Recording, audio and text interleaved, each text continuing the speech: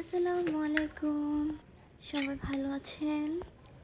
চলেন আজকে viral French ফ্রাইটা আমিও ট্রাই করি। আমার আলু ভর্তাটা আগেই বানানো ছিল, এজন্য এটা নতুন কোনো রেসিপি দিব না।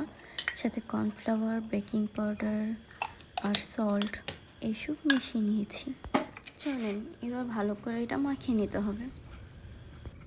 এই ভাইরাল ভিডিওগুলো না দেখলে জানতামই না আলু দিয়েও এত রেসিপি বানানো যায়। এসব মিশানো হয়ে গেছে, চলেন এখন রুটি বানানো যাক। এই আলুর ডোটাকে রুটির মতো করে সুন্দর করে বেলে নিতে হবে। তাই একটু কর্নফ্লাওয়ার দিয়ে আমি ভালো করে মিশিয়ে এটাকে বেলে নিব। আলু ভর্তাতে আমি ধনিয়া পাতা, শুকনো মরিচ এগুলো দিয়েছিলাম, এই জন্য কালারটা এত সুন্দর এসেছে। এগুলো সুন্দর করে বেলে নিয়ে তারপর এটাকে আমি ছোট ছোট স্লাইস করে কেটে নেব।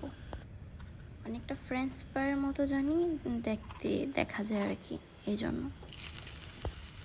এখন কড়াইতে তেল গরম করে নিয়েছিলাম, একটা একটা করে সবগুলো স্লাইস এখানে দিয়ে দেব। তারপর বাদামি কালার করে ভেজে টিস্যু পেপারে তুলে নেব। তারপর টমেটো কেচাপ দিয়ে পরিবেশন করে ফেলবেন ভাইরাল ফ্রেঞ্চ ফ্রাই।